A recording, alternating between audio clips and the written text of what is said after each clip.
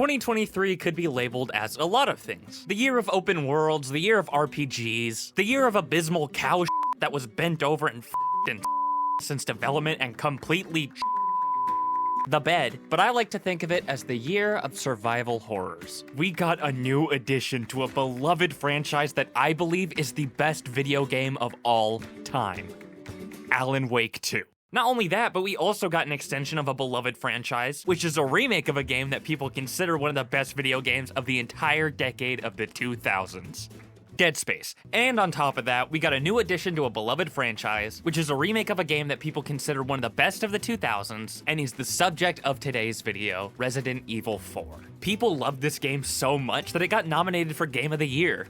Not that it had a snowball's chance in hell of winning that award, but I'm sure it's an honor to be nominated. So even though I covered it a bit in my 4th video ever back when I edited on PlayStation Share Factory, I figured it'd be fun to cover it in more detail.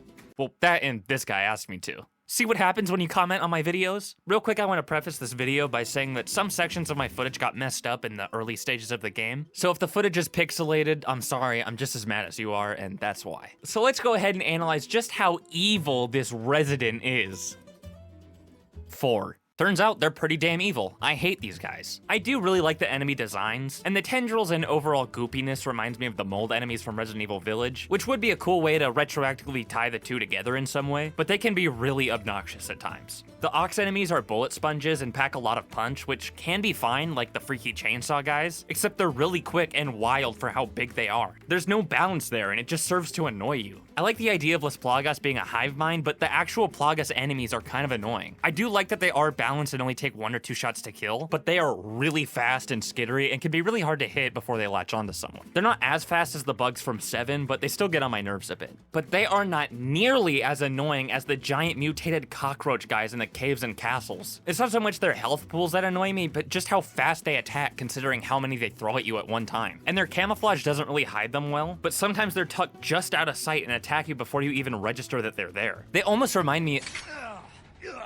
Yep, we'll get to you. But none of these enemy types hold a candle to these fat-ass, goofy-looking Piccolo-armed freaks. These motherfuckers are so annoying to fight, and you pretty much can't do anything to them until you get the biosensor scope. And even then, you can feel cheated when it looks like you hit a bullseye on their infection, but they're still standing. And on top of that, eventually they regenerate again and grow porcupine quills and shoot them out when you kill them again, which only further pisses you off when you have to babysit Ashley or take on 2 at once. But one thing Capcom is known for is having insanely fun boss fights, which is best shown in their franchise whose original working title was Oops, All Boss Fights. So you'd think that even though the majority of the regular enemies you fight are obnoxious, the boss fights are great, but that's only half true. I like the giant ogre fight, and especially how the wolf you free from... Yeah, that comes back to help you with a shot so cinematic I want to put it on a t-shirt. And taking on 2 at once seemed a bit like a cheap way to make the fight harder, but the set piece and ability to drop them into the molten lava makes up for it. And they're not really boss fights, but avoiding the rocks the ogre throws at you as you make your way to the cannon is really fun, as well as defending the house with Luis, even if it's a bit claustrophobic. But the rest of the boss fights have some problems that can make them less replayable. Like this game's equivalent of Nemesis, or more like Lady D, isn't set up well in gameplay at all, but definitely is in cutscenes, and I really like his transformations. But all of his close-up attacks have similar enough wind-up animations that it can be easy to get hit, which is pretty annoying, especially on that hardcore S+ run. Fighting the 2 chainsaw ladies is pretty cool unless Ashley hides in the locker on the bottom floor and gets in the way like she always does. Both the Sadler and Salazar fights are cool concepts, but dodging their vomit can be annoying and it barely does any damage. It just stun locks you for a couple of seconds. And one big issue I have with the Sadler fight is where the fuck did Ada go? Both Krauser fights are really fun, but they work in tandem with the history of the characters, and they rely on knife combat, which I would be fine with, except the knife durability mechanic contradicts these fights on a fundamental level. And the Lake Monster and Verdugo fight just suck. Their health pools are so big and they take so long to kill that on my first playthrough, after a while I got confused and was wondering if I was even doing anything at all, to the point where it's a very valid strategy to just wait out the clock during the Verdugo fight. Looking at the gameplay as a whole though, there are some really cool mechanics that I'm a big fan of, like the merchant and trading treasure for weapons, and how if you sell your weapon you get almost all your money back, including tune-up costs. And there are plenty of great set pieces, like escaping on the jet ski, the helicopter decimating the infected in your way, and the first village ambush that pressures the player just enough on standard difficulty to make you feel like you barely escaped by the skin of your teeth. But a lot of set pieces have similar issues to the boss fights, like how the very rudimentary stealth is incompatible with the knife durability mechanic. And like the ogres, fighting one blind enemy is cool, but fighting two at once is just a cheap way to raise the difficulty, but there's no interesting set dressing to redeem it. I thought the white ends of the climbable ledges in Uncharted were a bit on the nose, but clearly I didn't realize how good we had it. Leon sprints like he's competing in a geriatric marathon, and it gets on my Okay.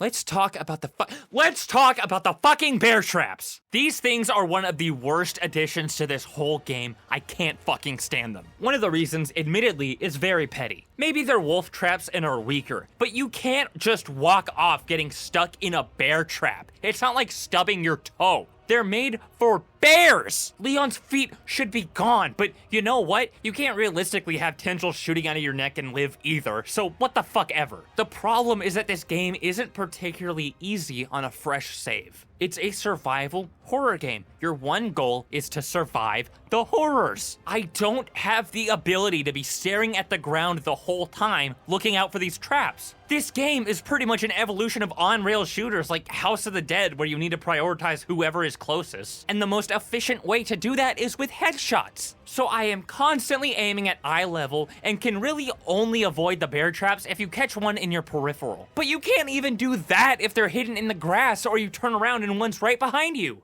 But I could put up with all of that if there wasn't one person, one low efficiency entity that poisons entire chapters. Ashley Graham is the textbook definition of damsel in distress. I hate her. I hate playing as her. I hate her scream every time she gets kidnapped. I hate when she gets incapacitated. And I hate how much of a liability she is. Her gameplay is all about movement and baiting and kiting enemies, which would be okay, except everyone in this game moves like a turtle. And when you babysit her as Leon, she's only useful when she hides and does nothing. The best thing she can do for the player is act like she doesn't exist. At least Luis can give you ammo, he fights enemies, and can hold his own. Ashley just watches. And it's even worse if you tell her to hang back because it gets easier to lose track of her and have her get kidnapped. And watching her slowly walk to one wheel, turn it as gradually as possible, then drag her feet all the way to the other one, all while defending both her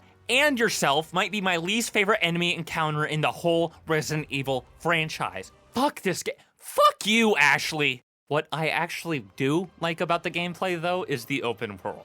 It's not without its issues. The layout of each map can make it easy to get cornered, especially the first village attack. It is kind of a get good situation where you really need good map awareness, but that is a plus in some ways, as that's one of the reasons why you always feel like you barely escape certain combat arenas. I do think, though, that it's really easy to divvy up this game into thirds: the village, the castle, and the island. And when you look at it that way, I think this game only declines in quality. Yeah, some chapters in the middle are more fun than some at the end, but I think the island is worse than the castle, and both are way worse than the village. I doubt many people playing this game will be bothered by it enough to leave Resident Evil 4 unfinished, but it is a shame just how front-loaded this game is. But as I'm sure you remember from just a couple of minutes ago, I love Ashley Graham. She's great. She can be a little airheaded, like when she runs away from Leon after she gets possessed, because she thinks she could somehow hurt this guy who killed a tyrant. But overall, she's one of the more enjoyable companion characters in this entire series.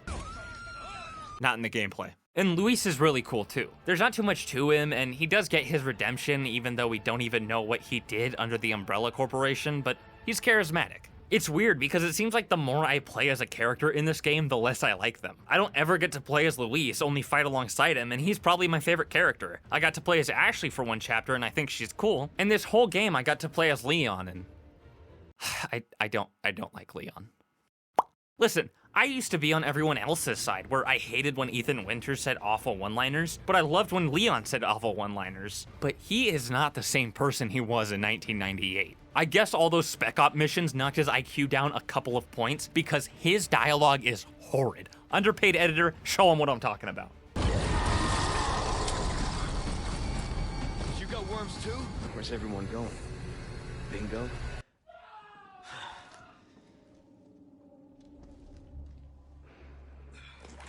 This is not good. Present for you. Hey, are you okay? Yeah. Nighty night.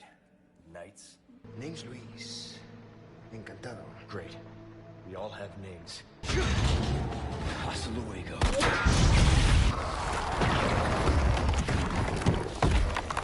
Guess your tap dancing days are over. I don't even think he knows what he's saying. When Leon said something stupid in Resident Evil 2, yeah, it was corny, but like the good kind of corny. Superman corny. In Resident Evil 4, if Leon says something corny, it's Drake corny. Whenever he says something stupid, it's because he's acting like Steve Haynes where he thinks he's in an action movie. This guy is not nearly as cool as he thinks he is. I'll let myself out.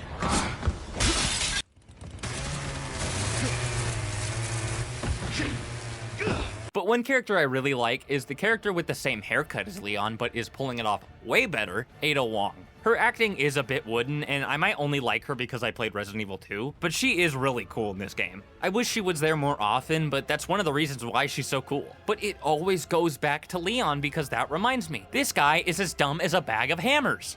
Laboratory B. Looks like it's this way.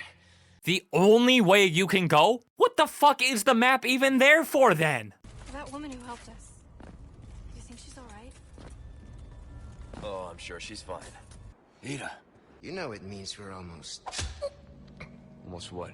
Leon, I don't believe there is a single person on planet Earth who saw this scene and didn't immediately register that he got stabbed. You are the only one. How did you make it this far in life? Aside from the glaring plot hole that this numbskull can somehow get through the police academy, I can't really remember much about this game's story.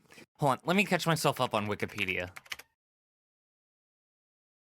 Oh yeah, it's all coming back to me. Yeah, I really wasn't impressed by this story. It does have cool moments, but they're all shortchanged in some way. Ashley's possession is tense, but she can't really hurt Leon in any way until later when she gets the pistol. And I think it would have been way scarier to see how much of a threat a possessed Leon would be to her. Maybe we could have had another Ashley mission where you try to escape him, almost like Mary Jane in Spider-Man 2. Krauser is a really cool character, but no one knows who he is because we don't see any of what happens between Resident Evil 2 and 4. His foreshadowing is cool, but you kind of forget about it unless you've played the game before. The Amber plot goes absolutely nowhere, and I think the fact that Los Illuminados kidnaps the president's daughter so they can eventually infect the president and take over the United States is stupid. I don't know, I feel like if creepy cult members somehow got close enough to the president to kidnap his daughter, they probably could have just grabbed him and cut out the middleman. Even though this game has fantastic presentation, from the beautiful graphics to the great Spanish music, this game does have some issues once you get past the surface level. Listen man, I'm trying to get the Platinum Trophy for this game, so I've played through it like 6 times in the past month, and it is barely replayable. Like, it is just barely good and quick enough for me to not say, fuck all that noise. To me, in trying to balance this game's objective quality and my subjective opinion and biases, Resident Evil 4 is snug right in that 7 out of 10 tier, where it's not the best, but it's solid. I'm not surprised it's so popular, but I am surprised that this entry in the series is the most popular. To me, it's about as action-based as the series can get before it gets ridiculous. Because I'd hate to see how it could get any more goofy.